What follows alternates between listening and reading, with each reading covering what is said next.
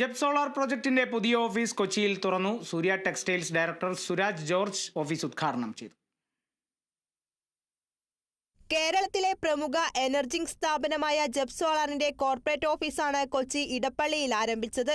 മുഖ്യാതിഥിയും സൂര്യ textiles ഡയറക്ടറുമായ Suraj George ഉദ്ഘാടനം നിർവഹിച്ചു.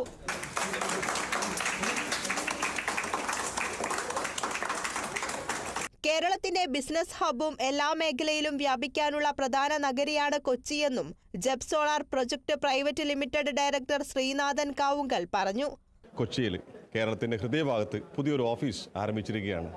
നമ്മുടെ കണ്ണൂരിൽ നിന്ന് തുടങ്ങിയ യാത്ര ഇപ്പോൾ കൊച്ചിയിലെത്തിയിരിക്കുകയാണ്. കൊച്ചിയിലെത്തുന്നതിൻ്റെ പ്രധാനപ്പെട്ട കാരണം ഇതാണ്. കേരളത്തിൻ്റെ ബിസിനസ് ഹബ്ബും കേരളത്തിൻ്റെ എല്ലാ ഭാഗങ്ങളിലേക്കും വ്യാപിക്കാനുള്ള ഏറ്റവും പ്രേരക സ്ഥലമാണ് കൊച്ചി.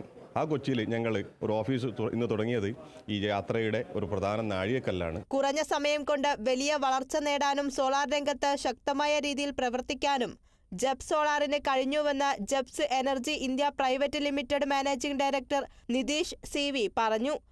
2022 തന്നെയാണ് നമ്മൾ BNI എന്ന് പറയുന്ന വലിയൊരു ഓർഗനൈസേഷന്റെ ഭാഗമായിട്ട് മാറുന്നത്. ആ ഓർഗനൈസേഷനിൽ എത്തിയതോടുകൂടിയാണ് ഒരു ബ്രേക്ക് ത്രൂ അല്ലെങ്കിൽ ഒരു മാറ്റം ആർക്ക് വന്നിരിക്കുന്നത്, ജെപ്സിന് വന്നിരിക്കുന്നത്. Real estate consultant Ranjith VV, ജെപ്സ് director Varun NV, BNI hallmark vice പ്രസിഡന്റും ജെപ്സ് ഷെയർ ഹോൾഡറുമായ പത്മരാജ്, ജെപ്സ് ഷെയർ ഹോൾഡറും പവർ ഡ്രില്ലേഴ്സ് ഉടമയുമായ Praveen Kumar, senior sales executive Prabhakaran KK, V guard solar പ്രതിനിധി വിനീത് തുടങ്ങിയവർ പങ്കെടുത്തു. Kerala vision news, Kochi.